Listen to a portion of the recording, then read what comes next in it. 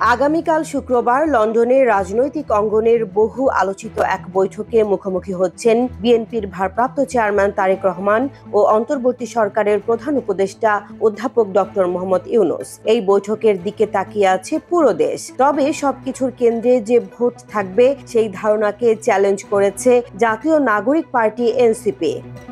BNP সরকার মুখোমুখি আলোচনা নয়, বরং রাষ্ট্র সংস্কার ও জুলাই গণ আন্দোলনের শহীদদের বিচার, এই বিষয়গুলোই এই বৈঠকে প্রাধান্য পাওয়ার কথা বলছে এনসিপি। দলটির শীর্ষ ৩ নেতা বলেছেন, ভোট কবে হবে তা এখন মুখ্য নয়। রাষ্ট্র কাঠামোর মৌলিক সংস্কার, আওয়ামী লীগ নেতাদের অপরাধের বিচার এবং জুলাই সনদ বাস্তবায়নের পথই এখন প্রধান আলোচ্য হওয়া উচিত।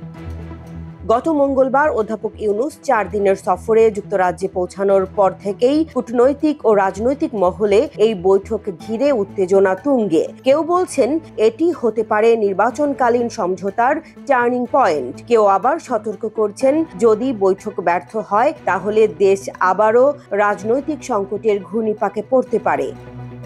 বিপদের ঘণ্টা বাজিয়ে এনসিপির একজন শীর্ষ নেতা নাম প্রকাশ না করার শর্তে বলেন, জুলাই গণ অভ্যুত্থানে মানুষ শুধু ভোট চায়নি, বরং চেয়েছে সিস্টেম বদল। বিএনপি যদি সংস্কার ও বিচার এড়িয়ে কেবল ক্ষমতায় যাওয়ার রাস্তা খোঁজে তাহলে জনগণ আবার রাস্তায় নামবে, আমরা সেই প্রস্তুতিতেই রয়েছি। এই মন্তব্যে রাজনৈতিক বিশ্লেষকরা বলছেন, বৈঠকের ফলাফলের উপর নির্ভর করছে শুধু নির্বাচন নয়, আগামী দিনের আন্দোলন ও প্রতিরোধের গতিপথ। অধ্যাপক ইউনূস কি পারবেন সেতু বন্ধন গড়তে, নাকি আরও গাঢ় হবে রাজনৈতিক বিভাজন? সবার চোখ এখন লন্ডনের ওই নির্ধারিত ঘরটির দিকে, যেখানে হয়তো সিদ্ধান্ত হবে বাংলাদেশ কোন পথে যাবে।